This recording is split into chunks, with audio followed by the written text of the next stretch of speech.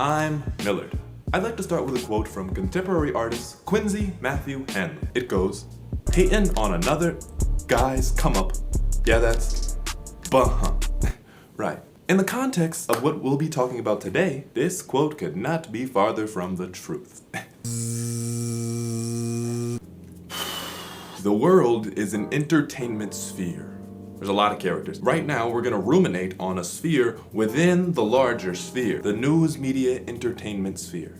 Think of some of its most popular characters. World leaders. We're probably most familiar with prime ministers and presidents. Political pundits.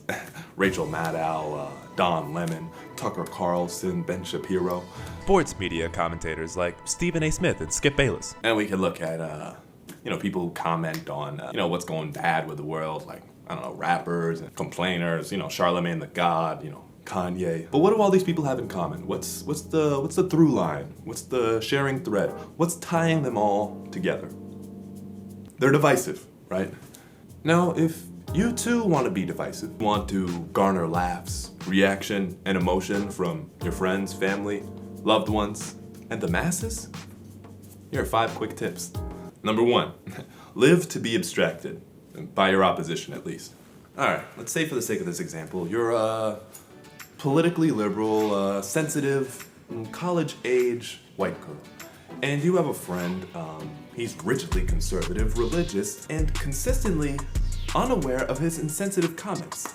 Did I also mention he's a white male? So, to you, right, he's like a good guy, he's funny, he's endearing sometimes, he's a nice character. But if your other friends, these other liberals and whatnot, they see you arguing with this guy, they'll say, "Hey, that's a textbook conservative. I don't like it," right? But you and I, we know, come on. That conservative friend, he's our buddy. He's got redeeming qualities. It's too difficult to say, "Ew, get out of here." I'm branding you as my antithesis. You get it, right? Being an easily digestible abstraction to everyone but your pals, it gets you to that first step. Let me give an example. Don Lemon, CNN correspondent that some of you may know as light-skinned, LGBTQ+ crusader for justice, truth, and pure, true right journalism. And as this clip would show, just a fun guy. Let's bring in D. Lemon. This is an argument that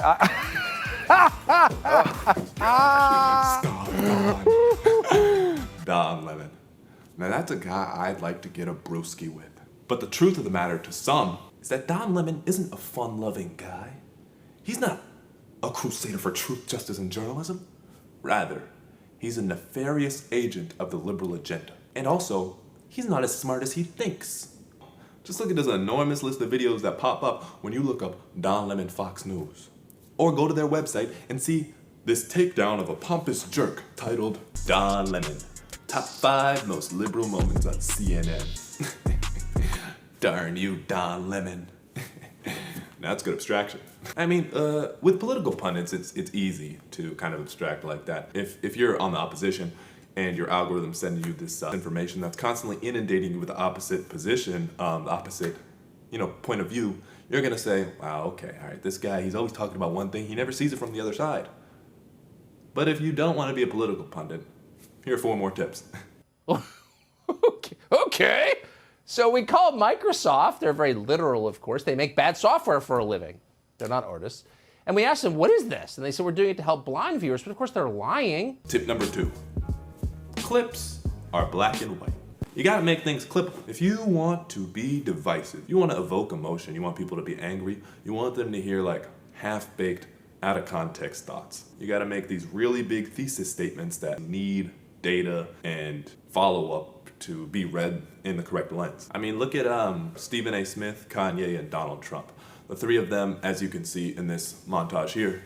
I just told you who I thought I was, a god. His very first move as the executive was to sign Lamar Odom, who was on crack. I beat China all the time. They've really, they've mastered how to put a half-baked thought out of context, or something that evokes emotion, laughter, or fear into 5 to 30-second clips. Yeah, if you take these clips out of context, you can recontextualize them with whatever agenda you want to push. The clip acts as the thesis, and then you can make a body of things, and you can come to your own conclusion. Like, what?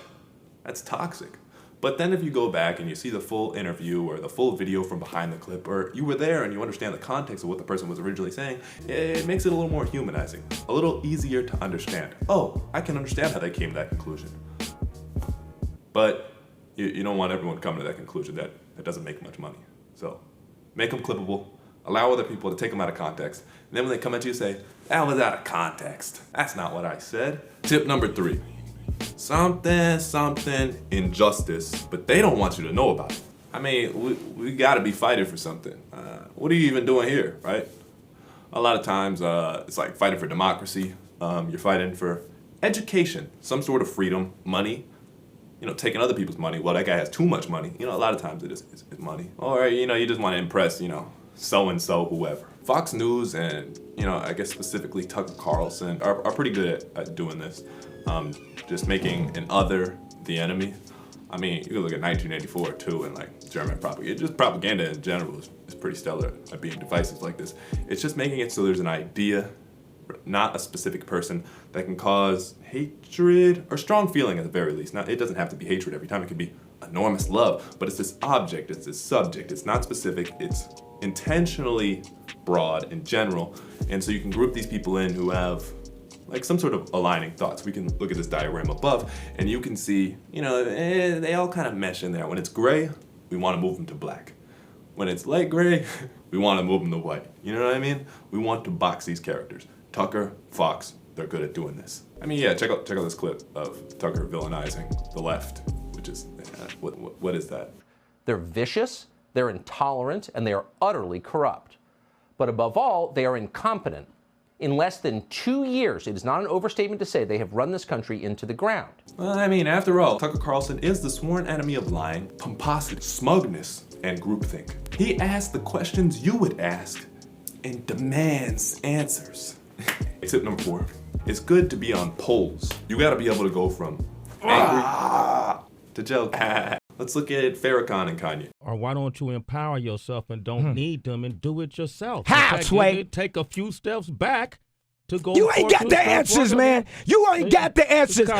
You ain't got the answers. You ain't got the answers, Sway. You go to Nigeria, which is, if not the most corrupt nation in Africa, and it could be the most corrupt nation in the world, Minister Farrakhan. Oh, now, Mr. Wallace. It is the most corrupt nation that I have ever covered. I've been there 25 years ago, and I've been there as recently as last year. Fine. So what? 35 years old. That's what that nation is. Now, here's America, 226 years old. You love democracy? But there in Africa, you're trying to force these people into a system of government that you just have accepted. 30 years ago, black folk got the right to vote. You're not in any moral position to tell anybody how corrupt they are. You should be quiet. Why would you put it as the most corrupt regime in the world? That doesn't make sense. Can you think of one more corrupt? Yeah, I'm living in one. I'm living in one. Yes, you've done a hell of a thing on this earth, so you should not be the one to talk. You should be quiet when it comes to moral condemnation. In my judgment. I didn't mean to be so fiery. No, that's good. It's good. That's my passion. And it's like, wow, he's not able to hold back his passion. You know, he's telling you that this passion inside me is so strong. Sometimes I just can't hold it back because it's so strong and I care so much. And that's attractive to a lot of people. Finally, tip number 5. You gotta promote an agenda with some money. People like to have money. They like to have power. They like to have things. And people try to continually convince people that they like to have things and they like to have money. So, yeah, try to have something with money.